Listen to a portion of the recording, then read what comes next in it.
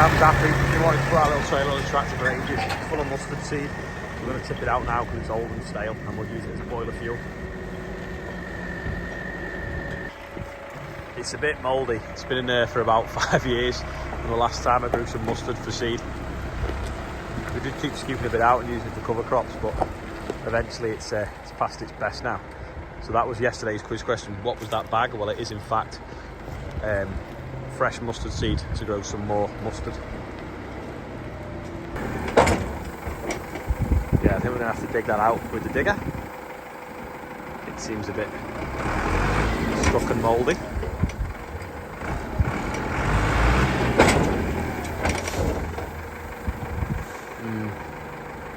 Yeah, definitely.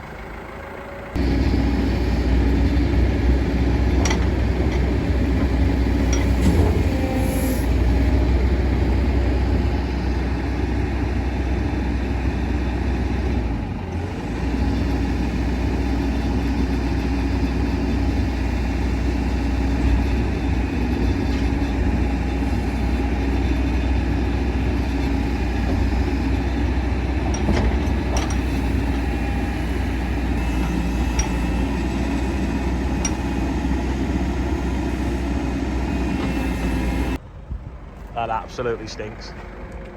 And scraping out the digger is not ideal because it's bending the trailer. You can always reorder.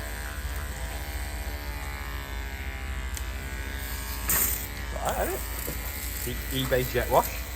Wash your dog. 12 volt as well.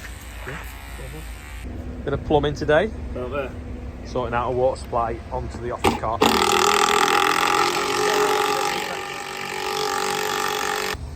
Andrew's put a little bit of fertiliser on the rape. It was the last bag of CF fertilisers, nitram, left over from last year that we sort of inherited with some land. He's put that on, so that can be completely washed off now because that's quite salty. So we'll wash that off the tractor, then we can get all around everything. He's just dropping the weight block off now. Unless we spread any more lime, that is it. But we're having a struggle getting in lime at the moment because I think they had a fire next door to the factory the other day. Remember all that black smoke I posted? Well, that was next door to the lime plant. Just threading a water pipe through the wall. Andy's got like the longest screwdriver in the world. It's like 3 foot long. So put this in. Rob hopefully will put the pipe on the end of it and then shove it through. Can't even get the screwdriver through. Have you drilled it all in the wood? Got the seed sock, only got 10 kilos of slug pellets to empty out the drill. And we're going to calibrate it for yesterday's quiz question, which was mustard seed. So we're going to drill some mustard into where some oilseed rape has been eaten by pigeons, and then we'll cut it then for cover crop seed. Sam's playing with the old trailers. He's got this one, it's called a high lift, so it tips up flat and then you flick the lever on the front and then it tips vertical then. So sorry, it goes up flat and then it tips. Used to use them quite a bit like a cherry picker for working in. Considering there's only 6 young farmers, they drunk a lot of iron brew. Well, the lads have been at it. Anyway, must be dinner time. C and J are here for a load of wheat. These trailers are what they call Tyra trailers. They were built, I don't know, 20 minutes from here. And they were Tyra high lifts, so they'd lift up high and then they'd tip. So you could stockpile potatoes high, but you could also have detachable bodies on some of them and you slide legs into here. And then you could leave the body behind with the trailer and just have one chassis. You flip this lever now. And when you tip again, it goes up there and it can tip into high-sided things. And then on the top of it, it's got some things that were made so there are no corners, it looks like a chute. So the grain chute on the back. Dandy for putting random seed in and stuff. Got a monolith going in the sprayer. It's got a resistant ryegrass, hopefully, in wheat. Ian's a bit of an IT geek and he's come up with a good idea with these kind of things. So I'm just signing a cup and you'll see what I mean in a minute. This is why we use these as gate blockers. Just hook it on the linkage, drive into the field, put it where you want it out of the way.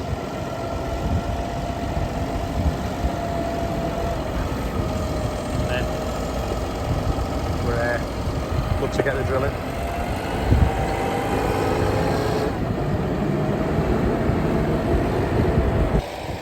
coming into this field of oilseed rape. It looks okay in places, but then in the middle it's completely bare. The slugs ate it, the pigeons finished it off.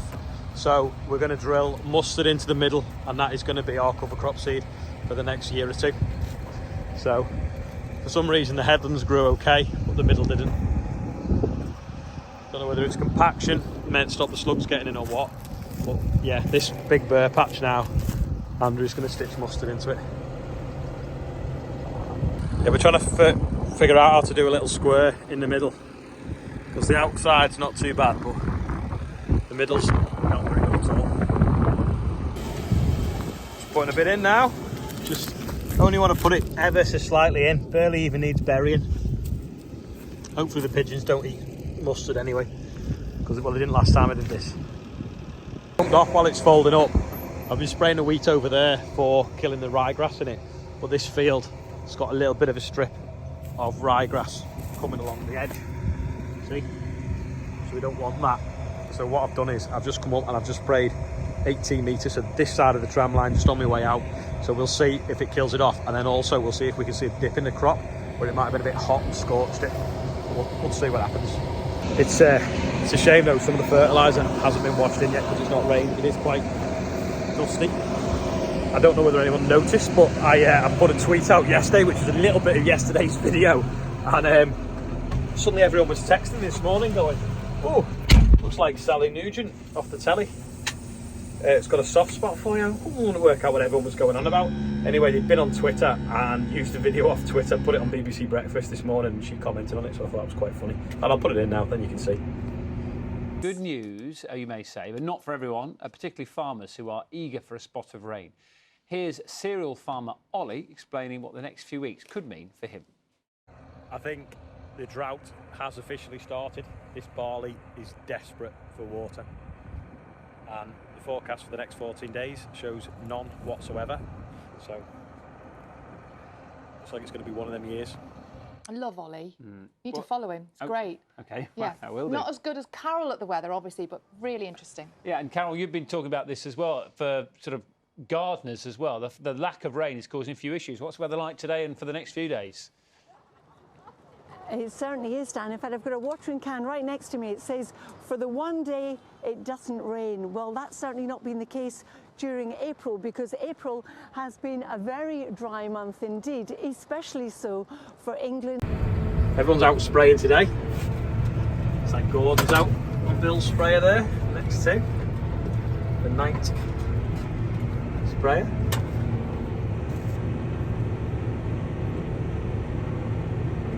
Should have had black wheels, they look dirty.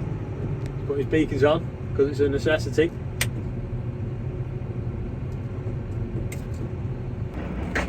Now, can you see that? If you took your phone out now and pointed at the TV, it would take you to an eBay listing for a goodie bag of hat, pen, different things, cup. So we'll put an eBay listing on eBay. Sam's just been noisy driving past the digger. We'll put a listing on eBay for that goodie bag to test the QR codes. So what we're going to be able to do is, because loads of people say I can't find the link for the birthday bumper, we're going to make a QR code for it. But the QR code that we made today was massively pixelated and really difficult to read. So we're getting a domain name which will be agqr.uk, and then it'll have a link. When you go to that, it'll take you straight to the birthday bumper. So the QR code should be less busy than that. If you scan that QR code now, like I say, it takes you to eBay. So if you want to try it and see if it works, go and bid on the hat or the goodies, because it'll go to the air ambulance. I'll show it at the end of the video for like 5 seconds if you want to get your phone out ready for the end of the video. The link for the birthday bumper is below the video, but we realise that people watch on the TVs and they can't see the link, so that's why we're going to try and put some of these in the videos. I hope that made sense about the QR code. Anyway, Sam's just filled the digger up with diesel ready for tomorrow. This is today's birthday bumper, loads on its day. Tom Osborne, Tom Robinson, Roger Palmer, Jane Watson, Phil Astley, Stuart Davison, Lewis Bagwell and Ryan Griffiths. So happy birthday to you guys and anyone else whose birthday it is today. Birthday bumper now, over £1,300, amazing. Got some bales of straw on the drying floors. It's where the stack had fell over and it got a bit damp, or the bottom bales. So we brought them in, turned them the upside down so that they can get dried out. But yeah, if you're stacking with hay caps like that, make sure you're on level ground and you stack them nice and tight. because if they fall over you get the odd wet mark in it, but once it's dry it just means it's still absorbent. Rob's routed this pipe, we just need to put some clips on it now. Go and have a look at the other end, see what it looks like. This is the other end now, so we've now got a hose pipe on the car park near the motorhomes and the motorhome office. What, like even the TFR? So I think they're link balls. That's OCO, which is what you put in tyres, stop getting punches ready for when the new Merlot comes. And then TFR in that box. They must be link balls, they're heavy.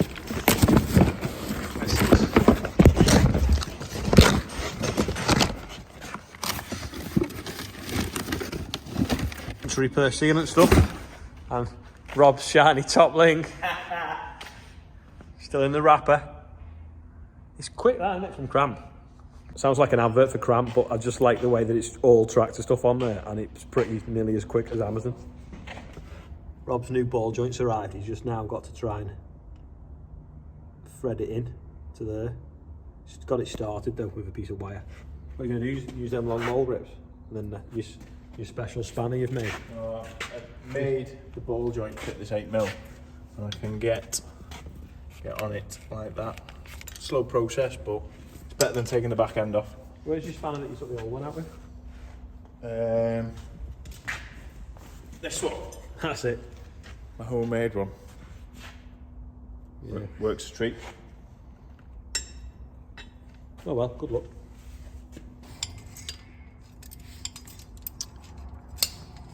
Yeah, I think I might have to go and edit a video rather than you do that, because it's going to take you a while. Don't forget, follow Rob on TikTok. He's got the longest name ever, something like Rob G2984672242. I think it's Rob G49. Is it Rob G49? That's my lucky number. Thanks to everyone that sent the Ukrainian flags in anyway. They are now the outros for the time being. There's quite a lot today, so I think that one's from Peter Gadd. I can't remember who sent all the other ones in, but one does actually feature a Bateman sprayer, which you're going to see now. Anyway, get your camera ready, because the last picture will be the QR code, so don't forget, go and bid for the air ambulance on some of the goodies, and let's see if the QR code works and takes you there. Let me know in the comments if it did as well. So thanks for watching, and I'll see you tomorrow.